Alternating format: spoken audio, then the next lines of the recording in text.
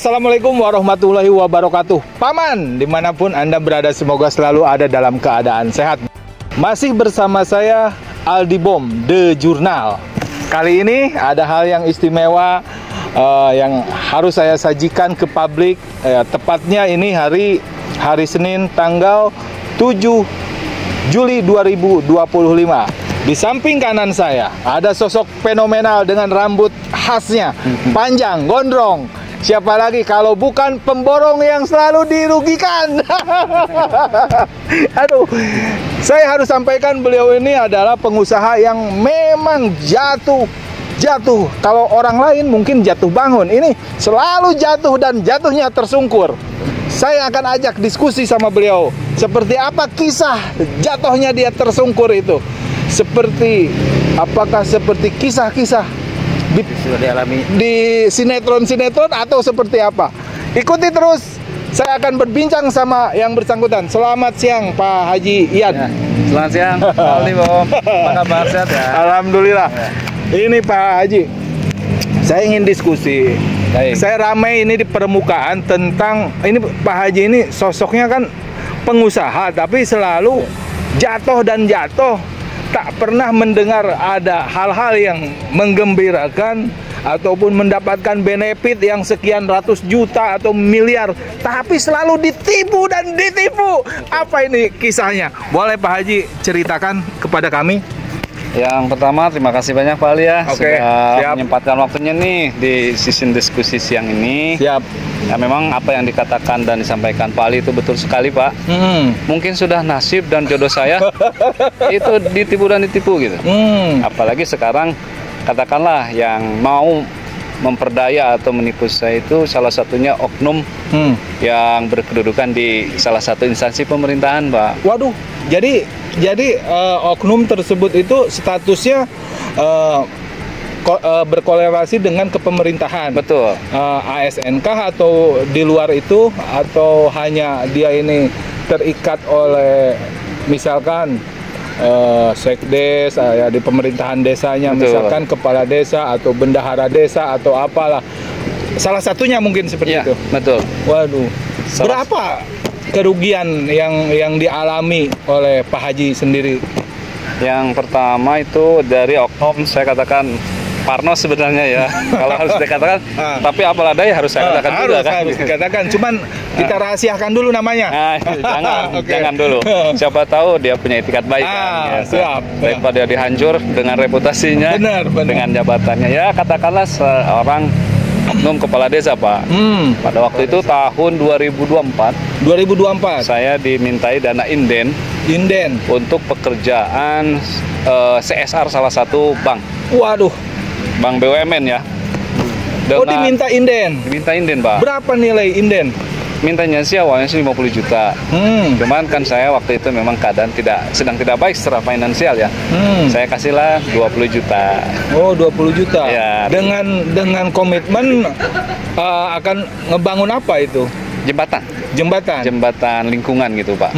Ya. Dengan pagu berapa katanya? 1,1 miliar. 1,1 miliar. Oh. Indennya minta 50 tapi tersedia 20. Oke. Udah berapa lama berarti? Ya kalau hitungan tahun sudah 2 tahun. 2 tahun. Ya. 2024 sekarang kan 2025. Jadi 2 tahun kan? Tahun ya. Memang tersungkur ini jatuhnya. Beliau ini selalu tersungkur. 2 tahun bro, 20 juta lagi. Indennya pun pekerjaannya pun sampai hari ini tidak ada. Berarti dibohongi atau dikelabui. Kok tega gitu? Enggak. Kepikir enggak? Awalnya kok bisa begitu saja percaya gitu memberikan uang 20 juta? Karena melihat dia ini seorang pejabat atau apa? Ya, salah satu alasan yang menguatkan saya, beliau ini seorang pejabat. Pejabat kepala desa. Siapa sih yang nggak percaya Pak? Betul. Gitu. Waduh. Yakin udah ya? Yakin, saya yakinnya. Tega sekali. Dari minggu ganti bulan sampai ganti tahun nggak ada tuh Pak. Nggak ada. Alah, saya pun sudah melakukan penagihan sebetulnya.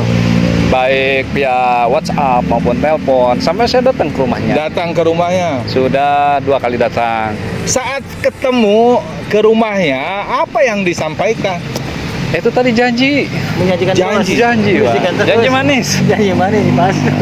Bikin saya mabok juga, janji kemanisan begitu, Pak. Oke. Waduh, tapi memang benar apa yang didapat informasi dari luar bahwa Pak Haji ini banyak uang yang katanya berhamburan di luar. Betul. Yang tidak jelas dan nilainya pun cukup fantastis. Selain dari yang barusan disampaikan, ada juga katanya yang membangun masjid yang tidak tidak jelas juga anggarannya. Betul, Pak Aldi. Itu ditambah sudah jatuh tertimpa tangga ke bawah banjir ibaratnya. Kan hampir wassalamualaikum sebenarnya, Pak. Ya Allah. Itu saya tempo hari pernah diberikan DP dengan nilai jumlah 13.500.000 untuk pembangunan masjid yang sumber anggarannya dari salah satu yayasan. Saya nggak bisa sebutin ya. Kalau lokasinya sih di Desa Ciamerang, Pak. Aduh. Jadi ya, sekarang pembangunan masjidnya udah selesai? Pembangunan masjidnya sekarang kurang lebih sudah hampir 40%. 40%. Dengan menelan anggaran hampir 40 juta, Pak. 40 juta. Ya. Berarti itu yang mengerjakan Pak Haji ya?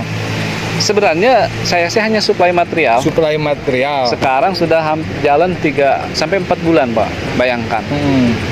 Berarti saat ini pendistribusian material itu dihentikan karena belum ada progres keuangan. Betul. Oke. Jadi ironinya masjid loh. Gitu yang mau di masjid. Kira-kira dibangunnya. Kira-kira itu berapa jumlah yang disuplai material, senilai berapa? Hampir sama 20 juta lebihan, Pak. 20 juta dan 20 juta jadi 40 juta, guys. Ya. Waduh, itu hal yang paling kecil mungkin analisa saya. Saya yakin di balik itu dia masih ada kisah-kisah yang lebih besar ya. Ada. Tapi, yang kecil aja dulu, Pak. Jangan dulu dibuka sekarang. Jangan dulu. Sepakat. Oke. Baik, pemirsa.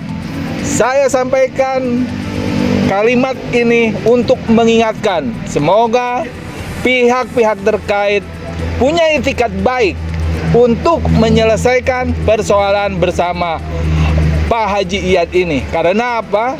Kami belum membuka identitas siapakah yang sebenarnya. Untuk itu, harapan kami tentu awalnya baik, berakhir harus menjadi baik. Jangan sampai ada hal-hal yang akan mencelakakan dari perbuatan yang akan merugikan terhadap orang lain. Saya sampaikan banyak terima kasih dan cukup dulu sampai di sini bersama saya Aldi Bom. Hatur nuhun.